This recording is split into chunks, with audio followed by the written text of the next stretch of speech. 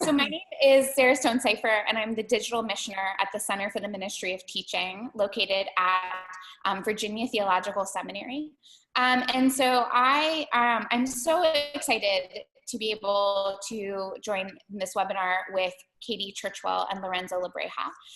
And so you can see that we're on the Zoom platform, or you might be looking at us via Facebook Live. And so if you're coming in on either one of those platforms, well, that's really the only way that you would be seeing this, is that you'll be able to interact with us via the chat box. So the chat box on the Zoom webinar is down below along the bottom. And so that will allow us to see your questions, and we will answer them via video. If you're on Facebook, you'll be able to just chat below, and I'll be checking in periodically. And of course, if you're on Facebook, then you can also give us lots of hearts and thumbs ups, which is especially fun when you go back and try and rewatch the video. So I would definitely recommend that experience as well. So as we do with these webinars, we like to start off with a little bit of scripture and just a quick prayer to get us grounded in our work, for having us understand how we use technology and digital media for ministry, for our church ministry, and for our congregations. Again, we're here for gathering community via live video, and thanks to the eFormation learning community for supporting it. So time for opening scripture. So Jesus came to a Samaritan city called Sychar, near the plot of ground that Jacob had given to his son Joseph. Jacob's well was there, and Jesus, tired out by his journey, was sitting by the well. It was about noon. A Samaritan woman came to draw water, and Jesus said to her, "Give me a drink." His disciples had gone to the city to buy food. The Samaritan woman asked him, "How is it that you, a Jew, ask a drink of me, a woman of Samaria?" Jews did not share things in common with Samaritans. Jesus answered her, "If you knew the gift of God and who it is that is saying to you, 'Give me a drink,' you would have asked him, and he would have given you living water." The woman said to him, "Sir, you have no bucket and the well is deep. Where do you get that living water? Are you greater than our ancestor Jacob, who gave us the well and with his sons and flocks drank from it?" Jesus said to her, "Everyone who drinks of this water will be thirsty again, but those who drink of the water that I will give them will never be thirsty. The water that I give them will become in them a spring of water gushing up to eternal life." Jesus said to her, "Go call your husband and come back." The woman answered him, "I have no husband." Jesus said to her, "You are right in saying, 'I have no husband,' for you have had 5 husbands, and the one that you have now is not your husband. What you have said is true." The woman said to him, "Sir, I see that you are a prophet. Our ancestors worshipped on this mountain, but you say that the place where people must worship is in Jerusalem." Jesus said to her, "Woman, believe me, the hour is coming when you will worship the Father, neither on this mountain nor in Jerusalem. You worship what you do not know. We worship what we know, for salvation is from the Jews. But the hour is coming and is here now when the true worshipers will worship the Father in spirit and truth, for the Father seeks these that worship him. God is spirit, and those who worship him must worship in spirit and truth." The woman said to him, "I know that the Messiah is coming, who is called Christ. When he comes, he will proclaim all the things to us." Jesus said to her, "I am he, the one who is speaking to you." Lorenzo, can you lead us in this prayer? Absolutely. Our missional prayer. This is what we are about.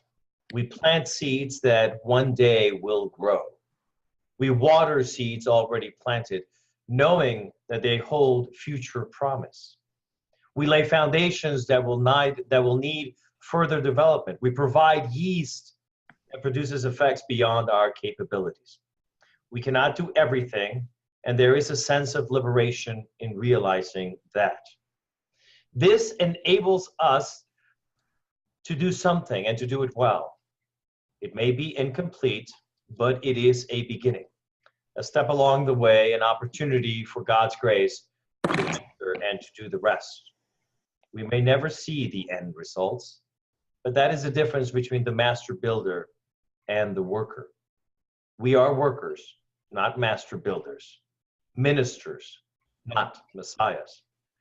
We are prophets of a future, not our own. Amen. Amen. And so that missional prayer is attributed to Archbishop Oscar Romero. And so I am so lucky to be joined by our two presenters, Katie Churchwell and Lorenzo Labreja. And I'll introduce myself first, and then they can introduce themselves, because I think that I want them to say exactly what they do, rather than having me try and explain it for them. So my name is Sarah Stonesafer, and I work at the Center for the Ministry of Teaching at Virginia Theological Seminary, and I'm the digital missioner here, and I also help to coordinate the eFormation lifelong learning community. And I'm the one who brings these webinars to you every other month and allows conversations to grow online about how we minister to people in our congregations, both online and in person. And so Katie, can you go ahead and introduce yourself? Yeah, my name is Katie Churchwell. I am one of the priests at the Cathedral Church of St. Peter in St. Petersburg, Florida. And my title is Canon for Community Formation. And really what that means is the cathedral here realized that there's this great, wonderful, vibrant community happening, and they weren't a part of it. And so my whole job is to be a good member of our community, to encourage our congregation members to be good members of the community, and to be able to share resources that we have far and wide in all sorts of ways. And so the other way that I like to sort of think about my job is I get to explore what it means to be the church when people don't want to go to church anymore, or at least don't naturally, or from societal pressures want to go to church anymore. And so it looks like serving on the board of the Downtown Business Association. It looks like volunteering in a local elementary school. It looks like doing park cleanups and hosting events for community organizations. And it looks like being open and available to wherever the Spirit may call, even if the Spirit is calling us onto Facebook. Awesome. And Lorenzo, I love that you all sort of intersect in some job descriptions, definitely not in job titles, but in job description. So, Lorenzo. Absolutely. Hey, everyone. Good afternoon and welcome. I'm Lorenzo Labreja. I'm a priest in the Diocese of Los Angeles. I'm actually the bishop's officer for development, which means that I go out and I try to encourage people to help about the kingdom and to bring about change with their philanthropic dollars. On Sundays, I'm also the pastor on behalf, I have a really unique title for an Episcopal priest. I am the pastor, in and of itself. I'm the pastor on behalf of the bishop to this congregation in San Bernardino, where I am today, San Bernardino, California, the poorest city in the state, second poorest city in the country. And it is a wonderful congregation filled with people with much love and who allow me to do crazy things and to try out new things. And one of those things that we've been trying is to be a community that goes beyond our walls into the neighborhood, not just by our physical presence in the neighborhood and by going out and being a center for community in the neighborhood, but also by trying out different things online. And that is what has led to us building a community that is beyond just the four walls of our church. And we'll be talking about that a little bit soon. So good to see you all and to be with you all today. Awesome, thank you. We've had a few people join us via Facebook and also via Zoom. So if you haven't already, make sure that you introduce yourself and tell us where you're from. And so I just saw that we had Lisa and Lou come in from Pittsburgh and Tunka Hannock, respectively. So again, and all the questions you can send via the chat box on Zoom. Oh, and Whitney from Oxford, Mississippi just joined in as well. Or you can also chat underneath the Facebook link as well, and we will be able to respond to those questions in turn. And I promise we do have a space for questions, and I'll sort of moderate those as we go on. All right, guys. So you two came about the experience of live stream video in two very different ways. So I would love to hear your understandings about it. And so I think, is Lorenzo going first or is Katie going first? Do you remember? I think my slides are listed first. Okay, let's do it. All right, so Katie, it's your turn. You have the floor, my friend. Yeah, so this is how I got involved in Facebook Live ministry. Is before I came to the cathedral, I served at a church in Houston, Texas, which we all know just got slammed by Hurricane Harvey. And so the parish that I was serving at was doing morning prayer and Compline at 8 a.m. and 8 p.m. And, you know, as it is when these things happen, when you're so far away, you feel so helpless. And so I had sent them a message on Facebook, the rector and the curate at that church. And I said, look, if there's any way that I can be helpful, please let me be helpful to you. I know that I'm far away, but I see that you're doing all of this Facebook stuff. If you would like me to do a Facebook service for you, because I can do that from far away, please let me know. And sure enough, they took me up on it. And so I did a couple of Facebook videos for them. And they had actually asked if it would be okay for me to actually come back to Houston and do an in-person service. And I said, sure, of course. And then we got our own hurricane. Hurricane Irma reared her ugly head. And what this meant was that, unfortunately, I wasn't able to go to Houston, but was able to borrow from their playbook. And as the cathedral offices were closed in preparation for, and then during, and then after immediately the hurricane hit, we offered worship online. You know, when things like this happen, our need for community only becomes that much more great. But obviously when it comes to natural disasters, it also becomes really difficult and dangerous to gather physically in person. And so I thought I would do, just while the cathedral was closed, that we would do 8 a.m. and 8 p.m. Eastern Standard Time Facebook worship.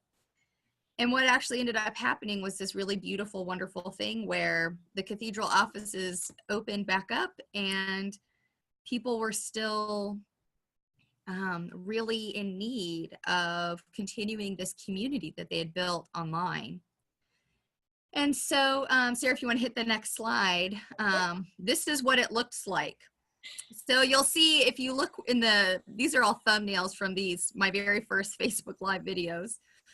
That one in the orange at the bottom left-hand corner, this is me actually holed up at the dean of the cathedral's house, which is where we stayed. Our actual home was not safe during the hurricane, so we went to the dean of the cathedral's house, and he gave us a room, and you can sort of see my son's arm kind of up in the air as I learned that Facebook prayer does not work super great with young children, at least not mine.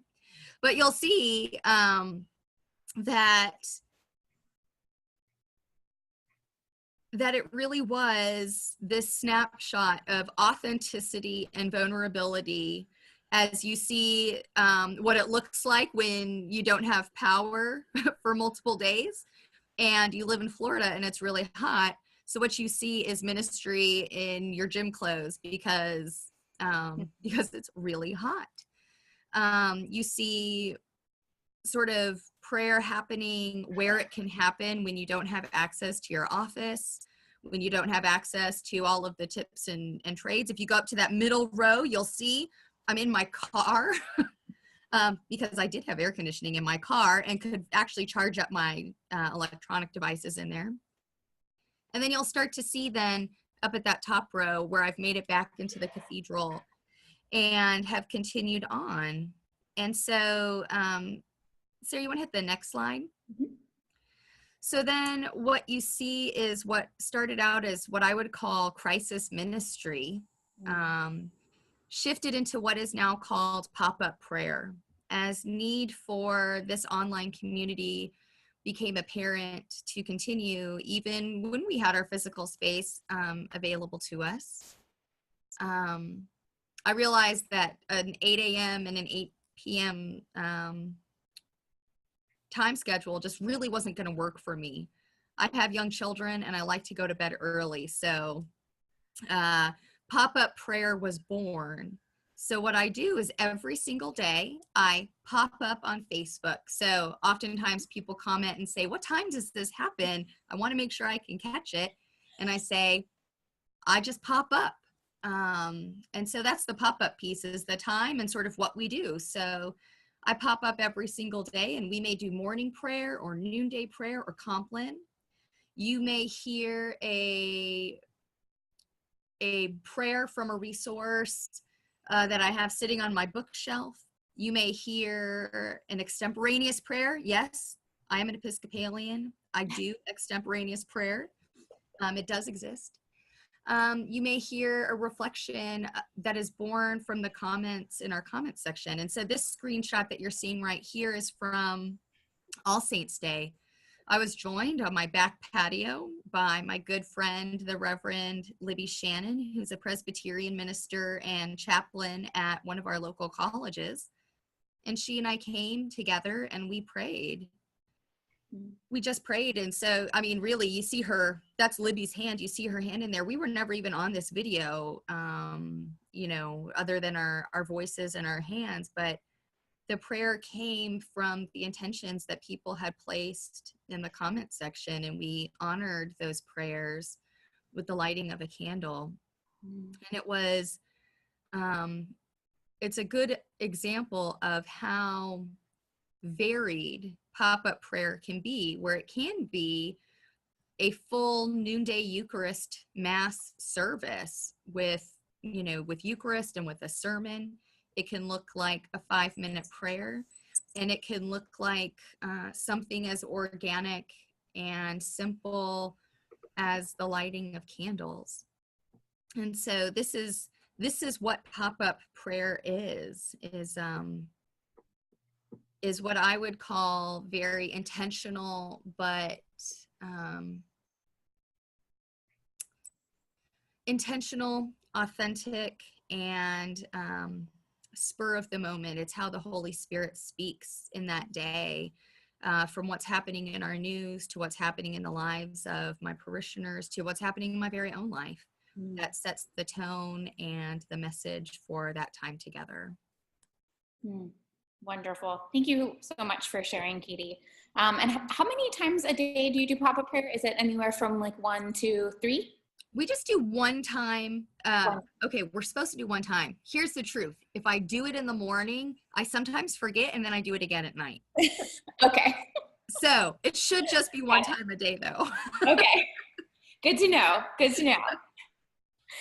And so when I asked both Katie and Lorenzo on for this webinar, like I recognized that they were both doing Facebook Live, but then it was really in talking with the two of you together, sort of in the same Zoom platform, where I realized what your two very different approaches are. And so Lorenzo, go ahead and share sort of how it appeared for you and how Facebook Live sort of developed for you and part of your ministry. Yeah, absolutely. Thanks. You know, as I listened to Katie speaking, it certainly sounds a bit more providential than mine. I went to a webinar. No, I went to an actual conference where Anthony Guillen from the National Church was, and he's like, you know, Facebook Live is really, really simple. You just sort of grab it, you put it on, and it can work. And I'm like, hey, okay. And so that very same Sunday, I started to do it. And I started to do it more than anything to say, okay, I like to, whenever I go to any seminar, any workshop, I like to take something away that I implement, that I use, so that I don't feel that it was a waste of time. And so I did that. And at first it was just like, okay, kind of unique. But then what I started to realize was that all of a sudden I started to get comments from people that couldn't come to church for whatever reason. Maybe they were sick, not even at my church, my own church, but they were part of St. Columba's up in Big Bear here near San Bernardino, and they couldn't go to church, but their church doesn't broadcast. So they were thanking me for still being able to provide them with the sermon on Sunday. And I also started to think about like my nieces and nephews. That's always been a thing in the back of my mind. How do we get younger people to be able to on their own time, not feel as interrupted, but just still be able to get a message. It's not always about getting them in the door, but maybe there's a way or there's a chance, just because I'm their uncle, that they might watch it. And what started to happen was that other people elsewhere started to watch. People that I know, that I've had conversations with, that don't have a church relationship per se, yet still somehow find their way on a Sunday morning when they see that I pop up live, that they start watching it. And I do it both in English and Spanish for both, because I do services both in English and Spanish.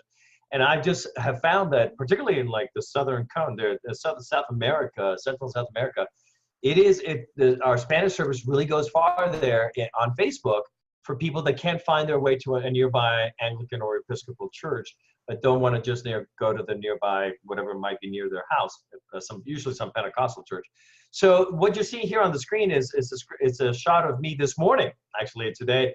And the reason why I'm wearing, by the way, the Guadalupe, is my mom's birthday today. Happy birthday, Mom. It's my mom's birthday, and she is a big fan of asking the Virgin Mary to intercede and to protect my ministry and all the work that I do.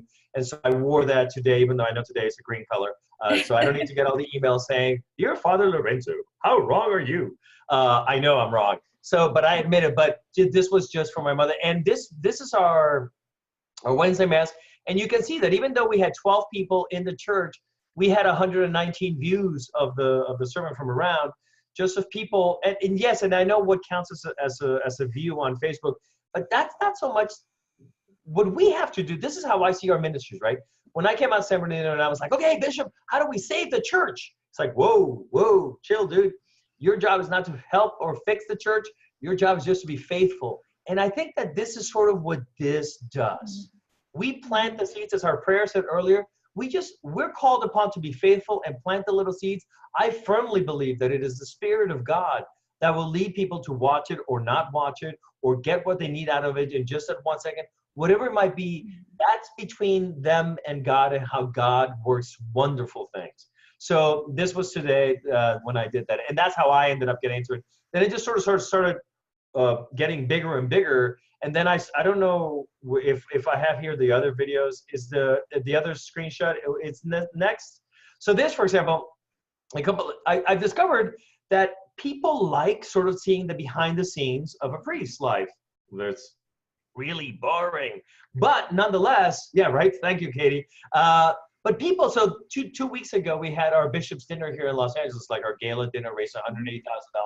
And because sometimes the bad things about Facebook Live is that sometimes you will make promises that then you have to keep because you've made them live and commitments. And so I said, for everyone who comes to the dinner, I'm going to bake cookies. Well, guess what? There were 370 people at the dinner. So all day Saturday, that's me. I was tasting one of the cookies just to make sure that the quality control was there, but there I was baking all those cookies for the Bishop's Dinner 2017 that everybody got all day on Saturday. So that, and people, and I would just go on to get people excited about the dinner, and people would be texting me, it's like, your videos are so cool, I can't wait for tonight. And it just made them, it allows you to, even though you're not with people right next to them, to still share in the excitement of something. And that creates community. At least I have found that helps to create community when you're sharing not just the formal prayer or the informal prayer, but also just random little moments that seem kind of weird, like this was. Can you go to the next one? Is my next one also? Okay, no. So that's how I got in, and that's how I sort of have kept going as it exploded more. And with that, we'll send it back to Sarah in Virginia. Yeah, and what I found with both of your videos is that, like, you in different ways, like Lorenzo in sometimes a more formal way of the sermons, and then Katie with pop-up prayers, like you are addressing the needs of the people where you are. And a lot of that is, you hear feedback via Facebook, but then you're also addressing it live and in person. So then that way, like there is this sense of real give and take, which doesn't happen all of the times in services, or definitely not in sermons, or at least the churches I've been to. And so I think that there is this moment of real proclamation that happens on Facebook. So, and if I can add something to that, yeah. The other day I was at another conference. I go to way too many conferences as a story of that. But I was at a conference, and we three of us had to put together the prayer thing for the prayer session for the evening. And we are like, oh, you know what? We should get people and others to pray for them. We can all here who are in community pray for them. And they posted on Facebook, and I posted on Facebook, and then they're like, great, I got 2 names that we should pray for. And the other was like, great, I got 4. I'm like, oh God, I have like 42. Are we going to be able to fit them all in? And it just shows that people are sort of yearning to have a prayerful moment and to be in prayer, even if it is through the web. Mm-hmm. I just want to add an anecdote. Yeah, and I'll just add into that, the thing with pop-up prayer is, and with Facebook, is that it may scroll through someone's feed, but as soon as someone comments on something, these things can come back to life. And so the great thing about Facebook is that they send you notifications when people have commented on things. So I'll go back to some of the earliest pop-up prayers as people comment on them now, and am constantly reminded about how deeply connected we are through our prayers. And so as people comment on them, and a practice that I have is that I pray for every single person who, as they pop up on that feed, we'll pray for them. And so, and then I will let them know, like, I've prayed for you, like you were being prayed for. And so there's just this beauty about how it's never it's a circle rather than being a line, right? Like it's always constantly running back, and the end is constantly running back into the beginning, which is this really great thing about how you may think, oh, it's this thing I did for 5 minutes, on a Tuesday morning. And then, 5 weeks later, you're like, wow, people are still talking about that. This is still touching people's lives. Like, this is something that people are still struggling with, or are intrigued by, or are needing, God's prayerful intervention in their lives. And, about it being a soapbox, because of the technology and the algorithms of Facebook right now, they are really pushing Facebook Live. Mm-hmm. So, and the longer that the broadcast goes on, the more that they push it and stuff like that. And so right now, for example, this broadcast, the more that we're on here, the more that it will keep appearing. So as you know, whenever you post something, I have, I don't know, way too many friends that I'm supposed to have. And on any given time that I post something, maybe 10% of them get it, right? Because it shows up on their feed. The same way that I don't get to see most of my friends' actual feeds, because I'm like, I didn't see that. I posted on Facebook, but I never saw it. It's usually about 10% of people of the actual number of friends that you have. So, but when you are live, it pushes it to a larger number. It continues to go further and further out. And it's sort of, what they want is for it to get a little spark, so that it catches a spark and goes on its own. And so it really can become a soapbox for us to get the message further out than just a normal posting, even if you just do it as a video. Yeah, and so just to give some reference, so there are 31 people who are, or about 30 people who are on this Zoom webinar right now. But then on Facebook, if I click over, there are 702 people reached with 249 views. So some very different numbers going on, very different possibilities for ministry. All right, let's keep trucking, guys. All right. Did you want to talk about your quinceañera? Well, yeah, the fact that because it's Facebook Live, nobody would have ever thought that you could do this. So this is me saying a quinceañera mass. It was to no end hot that day, and I was outside under tarp with Jesus. I think that's God holding. Don't even get there. It was so hot, and I was wearing all these vestments, but nevertheless, look how many people, 590 people viewed this quinceañera mass, because the mother was so happy and everybody shared it, and it was just something for them. But you can take it with you. It's one of the great things about it. You're no longer beholden to just being in the church to do services or to pray, and which is wonderful about it. Mm-hmm. Mm-hmm. All right, so CMT is all about sharing resources. And so when I asked Lorenzo and Katie, like, some of them are a bit obvious, and I love it. I love that we're calling on our normal sort of or worship experiences. So Lorenzo, I want you to talk a little bit about AMBO. Oh, absolutely. Yeah, I love AMBO. Yay! So ambo.org, of course, for those of you Bible geeks, know that the ambo is where the preacher stands to preach the word, right? So thanks to the generosity of Virginia Theological Seminary. Whoop, even though I went to general, Yay, no good job. even though that, the AMBO is a space where we're creating. So AMBO is really a brand new sort of television network, right? So here's a statistic you may not know. Anyone graduating from college this year will never own a cable box. That's just a reality of where we're going. We will have internet connection, but they won't have cable boxes. And so you have networks like Cheddar. Cheddar is a financial news network like CNBC, but for millennials, and it is not on any cable system. It is on Twitter, and it is on through Facebook and through YouTube and all that. So it's what's called an OTT, over the air. OTT, over the top network, television network, and that is what AMBO aims to be. AMBO aims to be a sort of religious channel, but that is OTT, is over the top. It is never meant to be on any broadcast network. And so our first offering through AMBO is a program called The Cutaway.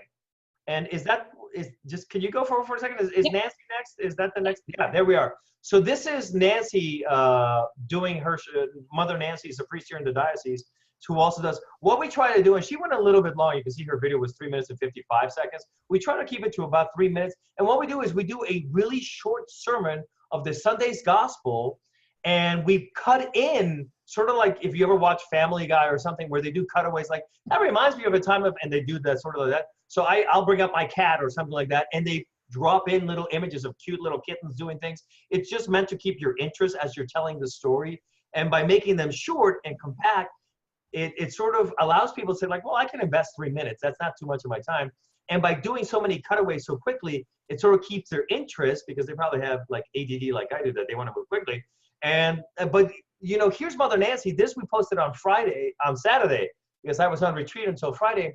But I just took this morning, and you can see that 2,352 people had seen this little mini sermon of Sundays. So AMBO is starting to create content for people to get more involved. So some of the future things that we're going to be doing is a Bible study. We're also going to be doing a little Q&A on the Episcopal Church and the Episcopal faith. So the people, and the best thing about it, of course, is that it's all archived there. So we basically are building, with every episode that we do, a theological sort of a library that at some point, if you come in and you search out Matthew 25, 1 through 13, in other words, in 3 years' time, when preachers everywhere are trying to figure out what to say about this gospel of the bridegroom and the bridegroom and the bridesmaids, rather, and the groom, so this video will come up because it'll have a certain number of views.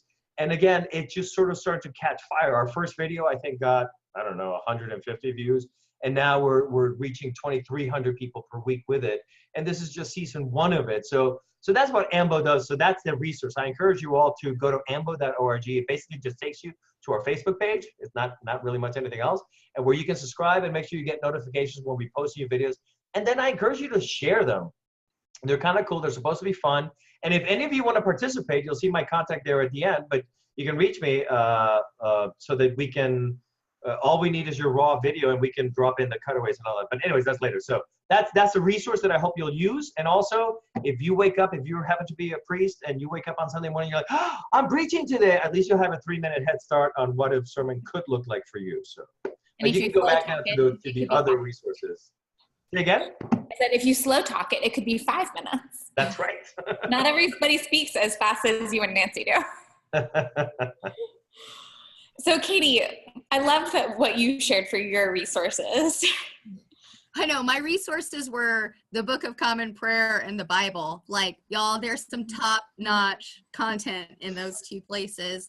So as you think about, as you think about what is my purpose for being on Facebook Live in conjunction with the formation and creation and building up of God's kingdom, what is it that we want to be sharing? There are lots of great resources out there, but I'll tell you, just last night shared, the collect that'll be coming up for this Sunday about, to, well, what is it? Read, mark, learn, inwardly digest. And so I was just telling people, hey, reading the Bible is a good idea, and something we should do. Like people were like, wow, I totally forgot about that. Like, I'm going to go do that tonight. Right. And, when you look at, about sort of the encounters that people have in their life with their neighbor, when you look at the situations that we can find ourselves in, almost all of those are spoken to in the Book of Common Prayer. And I'd say definitely almost all of them when you include things like enriching our worship and the changes and all of that stuff. So just for All Souls Day, was in in the side chapel at St. Peter's Cathedral, which is called St. Mary's Chapel, and talk about sort of simple resources. I lit a candle. I sang a verse, the very first verse of Abide With Me, and then used one of the prayers from the burial office. Like, none of that was original content. I didn't say anything. And yet it was so incredibly meaningful and, spoke to so many people who, at that time were, deeply grieving the loss of people in their lives. And so, let's not forget the basics is the purpose of those resources. Yeah, absolutely. And then I'm going to chat out a link and include it as part of our, as part of the, oops, sorry everyone. I'm just clicking on the wrong thing at the wrong time. So I'm going to include a link that goes out to a United Methodist a link about how to do Facebook Live well. And so at this point, we'll pause for some questions. I haven't seen any questions come in on Zoom, but then I'm just double checking over here. I haven't seen anything yet. So if somebody is typing, you can go ahead and just let me know, raise your hand, say that you have a really deep question that you want to ask Lorenzo and Katie. And so then that way we can share it out. If it's really deep, can it go to Katie? I'll take the more shallow question. Okay, good. If it's about my little penguin, I'll take that question. I feel like I need to counteract now. Katie, I'll get you a flamingo, don't worry. I know. Trust. All right, I'm not seeing any questions, so we'll go ahead and just continue on, because I think a lot of the more practical aspects come in our second half, and we'll have to zoom through them, but we will make it to everything. So I loved this slide of like what you need and what you don't. And so as Katie and Lorenzo mentioned, Facebook Live is incredibly easy. And so we are focusing on Facebook Live because this is the platform that both of them use. But there are so many other options like YouTube Live and then Twitter Live, which goes into Periscope, and then Instagram Stories and Instagram Live. There's also Snapchat Stories, of course, and so it just the information just continues from there. Annie asked if we have any data on the ages of those who watch. I will do some investigation to try and get you some of those information, Annie. Or unless Katie and Lorenzo, do you have any sort of soft data that you've noticed? Well, I guess what I would say is that, so I'll speak to two things. So first of all, like the largest demographic of people on Facebook are not like millennial aged people, right? So the largest age group of people who are on Facebook are going to be people in their 40s, 50s, and 60s. And so you'll want to keep that in mind. What I'll say though, is that what I see in terms of comments and views on pop-up prayer is you actually get this like really beautiful thing where you get, kids from your youth group or, younger siblings of people that you went to school with. And then you'll get people, like I get people from my congregation here in St. Petersburg or in Houston. Then I get weird family, friends, and people who have no connection to the church. And then I think probably my most favorite is you get this group of people, of which I will not even assign an age because I've seen it all over the place, who clearly have no idea how social media works or how to use it. And so I will say, though, that there's this beautiful community that starts to come together, where people are figuring out and teaching each other how to communicate and how to exist in community, right in your comment feed. And so, you know, for as helpful as that is to you, Annie, I offer that up. So we also have a question from Amy, and asking if anybody has used Facebook Live for Sunday worship services. So Lorenzo, as he mentioned, does do Facebook Live for some of his worship services. And for the most part, Lorenzo, when you're doing the Facebook Live, it is directly on your face. So it is during the Eucharistic prayer, or it is during the sermon, right?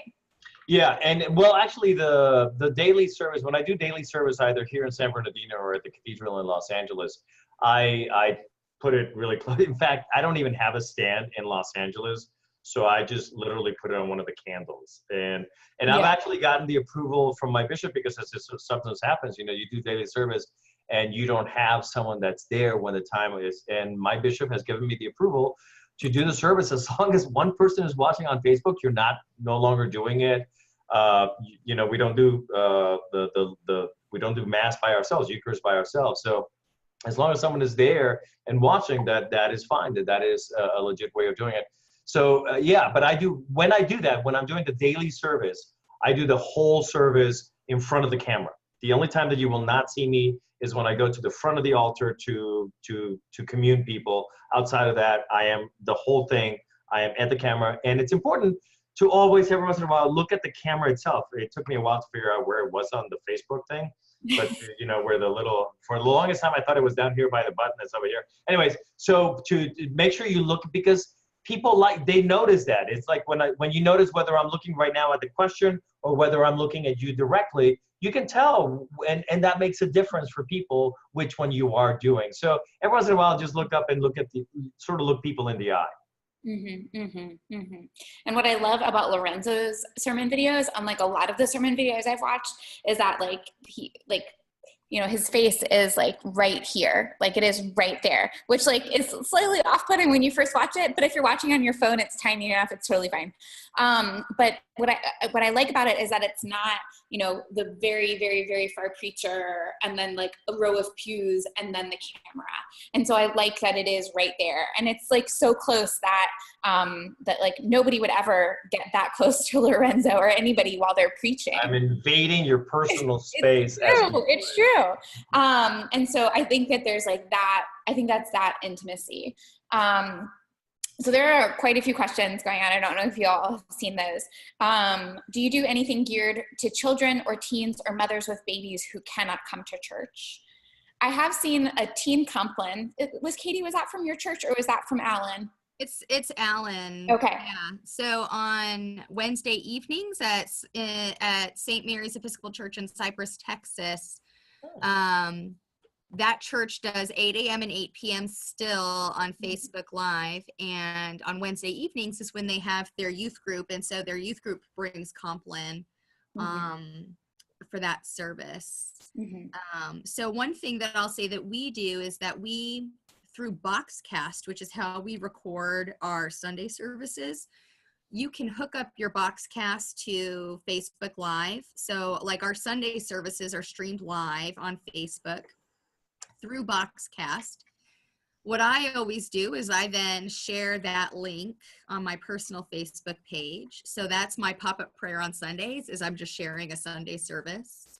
But then the one thing that we do is that we have, I don't know technically what it's called, a vestibule off the side, off the side chapel that we've turned into a comfort room where parents can sort of step out. They don't have to like leave, but if they needed some space with their kids. And what we do is we have an iPad in there and we have our live stream of our service in there. So that way you're not missing anything, even if you have to step out of the service.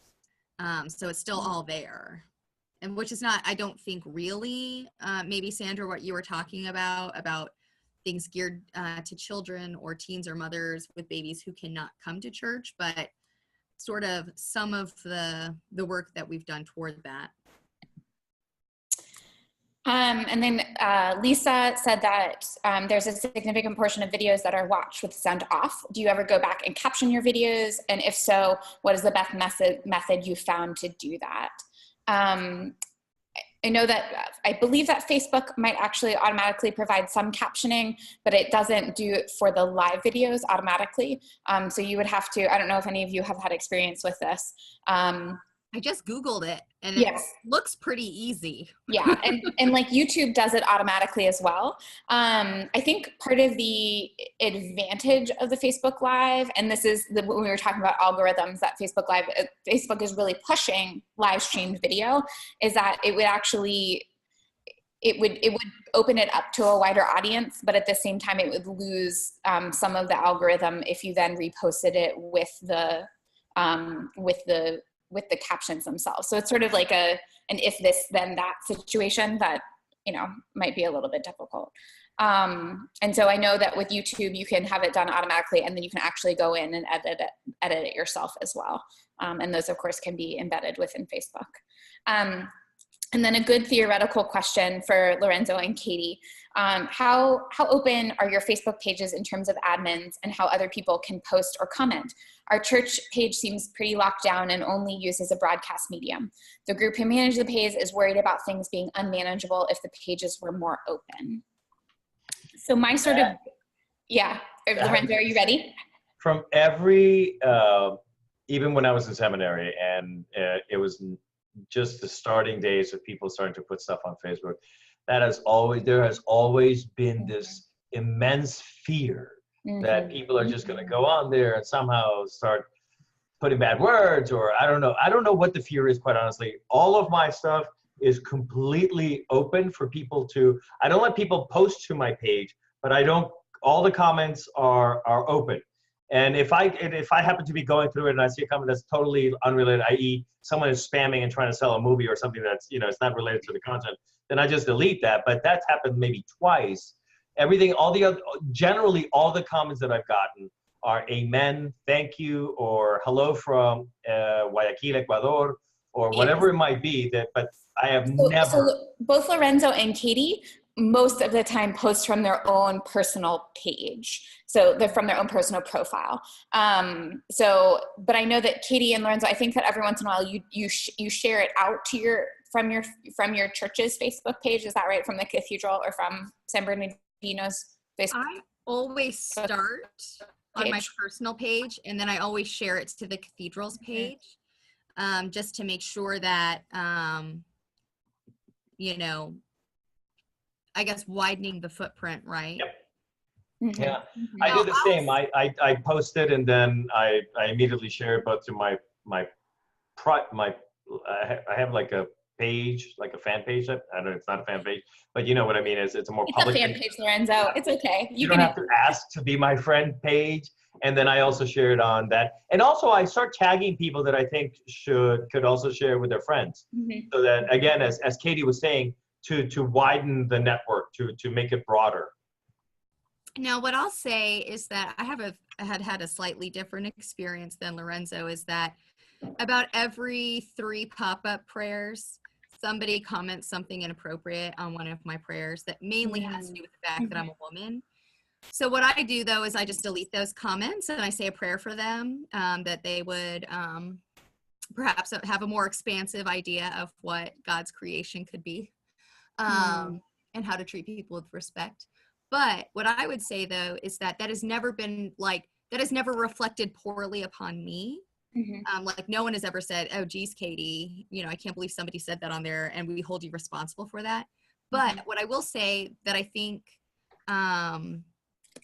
Judy, that perhaps might be one of those things, is that, and I'm sure Lorenzo would say the same thing, is that, you know, part of the responsibility of being on Facebook Live and of having these videos and building these online communities is that you give them your care and attention, so they have to be monitored. And I don't mean like monitored, like to make sure people don't say bad things, but, you know, if you're asking people to pray on your videos, then you need to be checking your comment section and making sure that you're praying for people, right? So you got to pay attention to what people are posting there. So that is, you know, it really can't be a ministry of just sort of like throwing it out there and not being intentional about people's relationship with those things.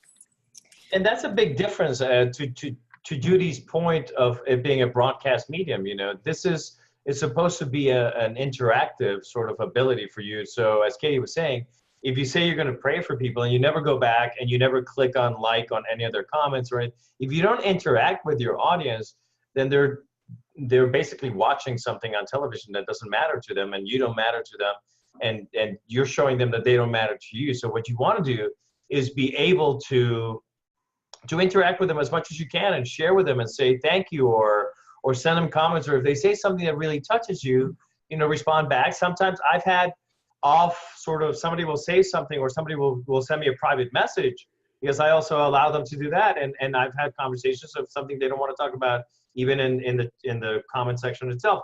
So, but you want to be responsive to those, and you want to respond. If somebody sends you something and you never send something back, that seems pretty bad, I think. You're not really connecting with your audience. It would be as if though someone from my congregation called me and I never called them back, and they're in the hospital or something like that.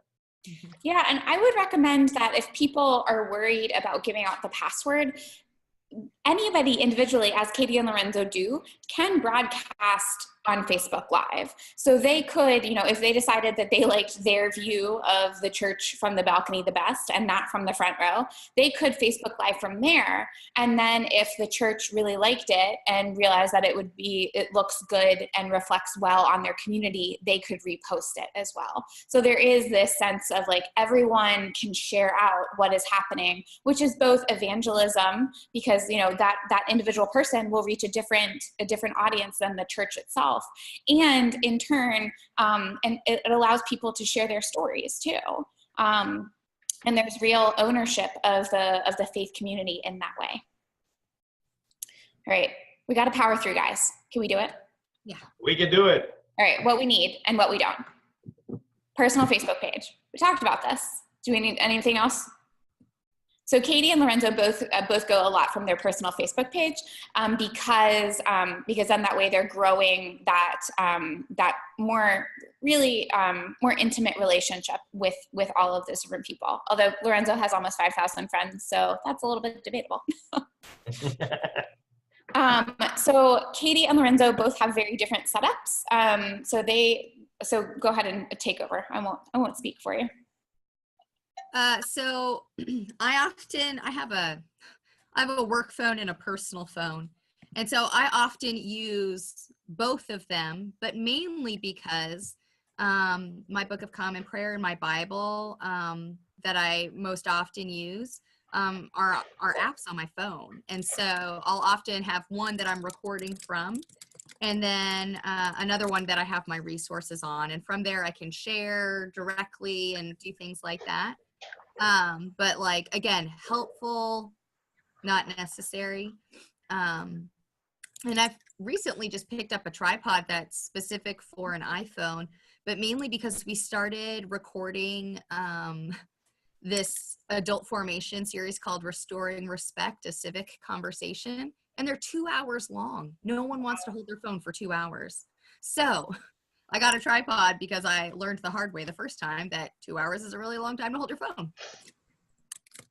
And I use a $10 iPod for my phone that I use that I literally put on the ambo when I'm preaching at church.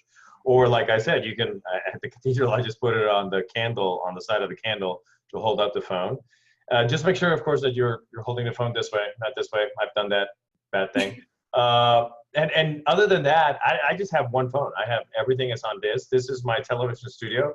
Now, Ambo is produced differently. Ambo, we have an actual studio, but you don't need all of that. If I didn't have all of that, I could still do Ambo with just my phone and still be able to produce a video that would go out to people.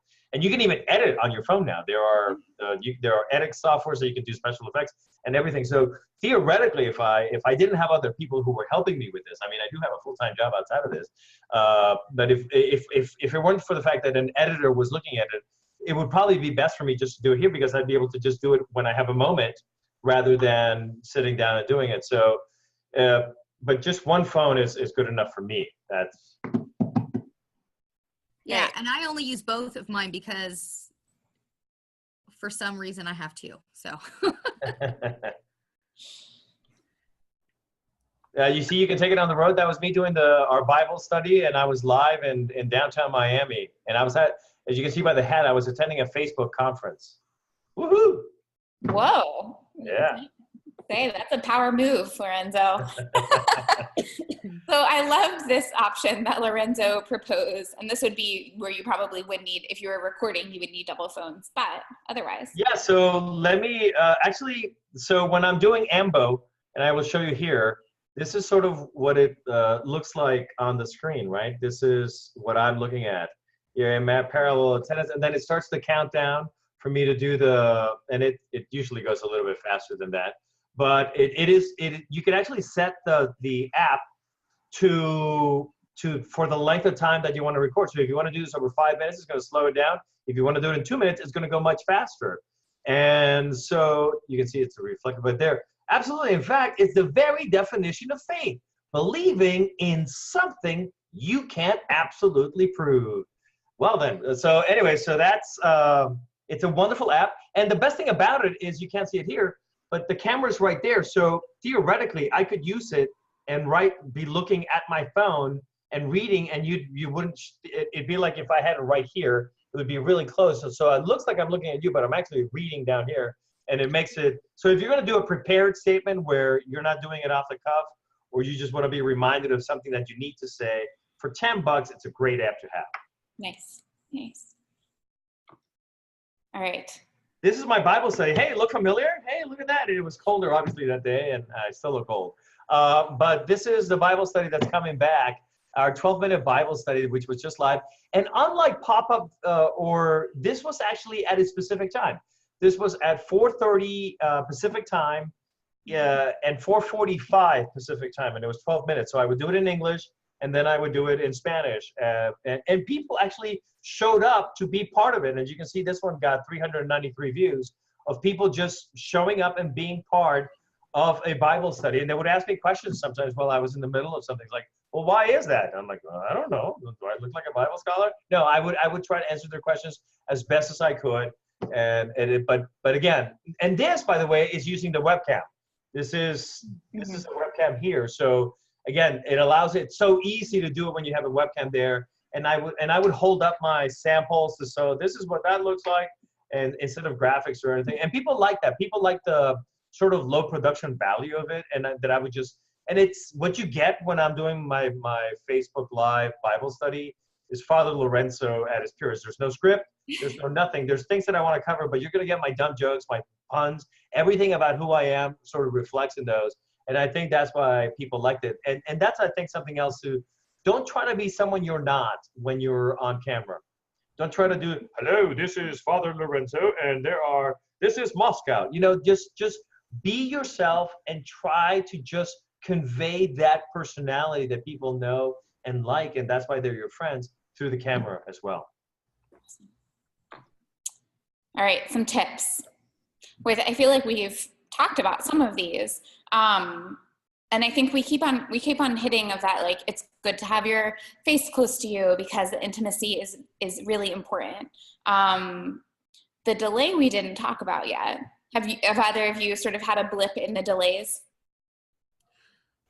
I've learned that when I first start my pop-up prayer, that I want to be quiet for a little bit. I don't want to just jump right in. Yeah. That I want to be sort of quiet. And I generally, what I do is I make sure that I have at least one viewer before I start. So I wait for one person to jump on, because you just never know with that delay and where people are coming in. And yeah. What about you, Lorenzo?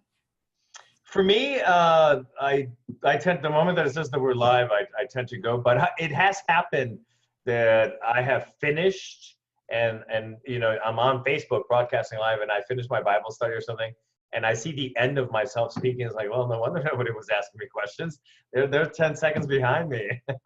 But it's live, but it's not like to the moment live. It's not like Zoom is live. Even if you look on our Facebook, what's happening on the Facebook is a few seconds behind what we're doing live on Zoom. So, and it's just something to know. So if you're expecting people to respond, if you put out a question and you don't get an answer back right away, you have to remember, one, it might take them up to 10 seconds to get that question. Two, they're going to have to type it in, and that takes a few moments as well. You don't see the little thing like on your iPhone that someone is typing, so you don't know that they're typing it. So don't be discouraged. And remember, it's going to take also some time for it to build. Our first episode for Ambo's The Cutaway was 150 some odd viewers, and now when we put out an episode, we're at 2,300 views. It takes time to build and for people to know it, and just keep going with it, and just trust. Do it as something that's fun. Don't do it as something, if you're doing, I want to say this, and I know we're running a little, I want to let our affiliates know that we're running a little behind on schedule, but if you see this as another job that you have to do, another thing that must get done, that's going to come across, and maybe you shouldn't do it. Maybe that's not for you. But if you're going to do it because you think that it enhances your community, it enhances your ministry, and that you can create community of people that may otherwise not be able to reach God or have God reach them, then do it. But don't just do it because you want something else to add to your to-do list. Right. So, Sarah, is it on the next slide that we sort of said that? No? There I am live.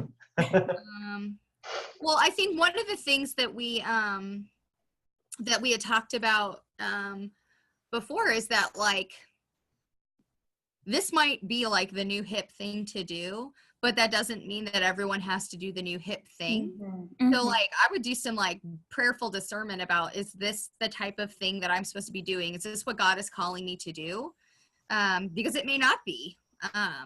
And and I'll speak for myself, though I'm sure Lorenzo would say the same thing, that this only works for us because because this is a call from God to be engaged in this type of ministry. And one of the great markers of knowing that you're called by God is that it is joyful, that it is fun, that it is something that, even though like the time commitment may sometimes feel like work, like when you actually get on your video and you're talking with people and you're building that community, it feels joyful. And so that, at least for me, is, a constant reminder that this is something that I'm called by God to do, which, maybe at some point might mean that I'm not. Mm-hmm. That's important to keep in mind. Well, let's also keep in mind too that in 10 years, Facebook probably is not going to exist anymore. So I feel like we're not going to get shut down since this is also live on Facebook. But my bad, Mark Zuckerberg. So, and what I love about it, and what's interesting about like Instagram Live, is that you can actually have people pop on to the video with you. And so it can be like a split screen of like Katie and Sarah doing pop-up prayer on Instagram Live. And so I think that there's some real possibilities with that too. Yeah. So, and also just sharing not only the screen, but also encouraging, saying like, if this prayer sort of met what you were hoping for and you think others could benefit, like, please share it out. And so I think that's always a good evangelism opportunity. It's much less intimidating than going up to people in the grocery store and asking if they've been saved. But that's just my if you wanted to do that on Facebook Live, that would be awesome. You mean asking of me? Yeah, just in the grocery store. Have you been saved? I'm gonna push that out on Lorenzo. I think he's a little bit more extroverted than I am. But anyway, that would be a whole nother experience. Be healed. Bam. And by the way, for me, part of it began here. There was no coverage of our election of a new bishop, and this was me sitting at the table, and I did coverage, and I literally was doing. This is a live report of the ballot, reporting of the 8th ballot. The results are coming in, and whatnot. And you'd be surprised. People were like, "Thank you for doing this," and it was just kind of cool to do that. And I was just playing around then, but it kind of caught on. People like that. Right. I think we sort of hit all questions, but so what we'll do is that we'll do a little bit of a wrap up moment. And then if people want to stick around to ask more questions, we can totally, I know I have a little bit more time. Lorenzo and Katie, if you have more time, you're able to stay, we would totally welcome it. And so again, Katie and Lorenzo, thank you so much for giving of your time and energy and really sharing how this ministry developed for you. And so we have obviously Katie and Lorenzo. I love that I took screenshots of your Facebook Live videos for your headshots. It was one of my brilliant moments. And please keep in touch with us, especially if you have any questions. And so you can see a bunch of different ways of getting in touch. And if you email me, I can sort of push you over to Lorenzo and Katie if they would better answer your questions. And really thank you all so much for being here. Again, we're not going anywhere, but we're just doing a little bit of a wrap up if you need that exit point. And then eFormation, which this webinar is sponsored by, is a learning community for ministry in a digital world. And so we have our upcoming flagship gathering happening in Virginia on January 12th and 13th, where Lorenzo is going to present on digital evangelism. And so you'll be able to see him live and in person. If that is something that you have always wanted to do, you can make that happen. That is, if that's your selling point, that we're in deep trouble. Well, there are, a dozen other workshop options as well. And we also provide monthly webinars that are available for free through the Center for the Ministry of Teaching, as well as our friends over at Building Faith. And then we also provide regional boot camps. And so like I was mentioning the one that I just did at General Theological Seminary earlier in October. And we could have all of these wonderful workshops and learning about digital media for ministry come to you. So I'm going to go ahead and quickly jump back. And again, if you need to exit, please feel free to do so. We have gone over a little, so I want to respect your time and your commitment that you've given to us. But if you have any other questions for Katie and Lorenzo, we will stick around for a little while longer in order to be there. Debbie, it will be great to have you with us. So, and you can meet Lorenzo too, and you can have our dueling mascots present as well. Yay for Debbie, who's coming! Yay! So again, anybody who has any other questions, we'll go ahead and pause. Again, this is our delay where we need to have a moment of talking amongst ourselves. Well, one thing that I'll share just as we're wrapping up for those of you who were sort of like, great, they talked all about this Facebook Live thing and then like still have no idea what Facebook Live is. I'm on Facebook right here. Let me stop sharing so that way everybody can. Okay. Can people see this? Yeah. All right. So like I'm on Facebook really quick. Well, I'm not like, hang on. Let me click on this so I can see it better. Hang on a second here. There we go. Okay, so there's Facebook. You can see below that, my daughter had a field trip today, so that's really cute. So I'm up here where I could type in a post or a photo, or over here is, I could check in here at the cathedral. But actually, what you do is you just hit this live button. And then like, this like is all brand new. Like you can put on these like filters and whatnot. But you could just type in like live, this is what I'm going to do. Or you could say nothing and you can just hit start live video. And if you push that button, it would go live. Like we could do a live video of our live, like. Oh my God, that's like multiple. I thought it was pretty meta going with just a Zoom webinar on Facebook Live of Facebook Live. But mind blown. So anyways, it's that easy. So, and here's the other thing. It doesn't last long. So for all of you who are still watching this, like, just do it. Just try it. Like, what's the worst that could happen? Like, somebody saw you live and you're like, oh my gosh, Jim Keith from Riverside Church in New York City just said, I just made a Facebook Live video while watching this Facebook Live video. He says, I thought for sure it would break the internet, but it didn't. So we're all fine. We're all fine. I think we've all seen what can come out on the internet. None of us are going to break the internet. So. I know, right? Yeah. Awesome. Jim also Instagram lived me talking about Instagram Live. So that was also, he is on top of it with his meta introductions to things. That's my best advice, and for myself personally, but for everyone is just try it. Like, you don't know what it's like, you're curious about it. Just try it. So it's pretty awesome. Anybody else, has anybody been typing questions that they want to share? We still have 24 people here on the Zoom, so that's pretty awesome. They're just enjoying our chit chat so much at this point. Now they're just like eavesdropping on a chit chat. Hey, what up? This is a road show. We could do it. We could do it. What I'm gonna I say get to travel to warm places where both of you are.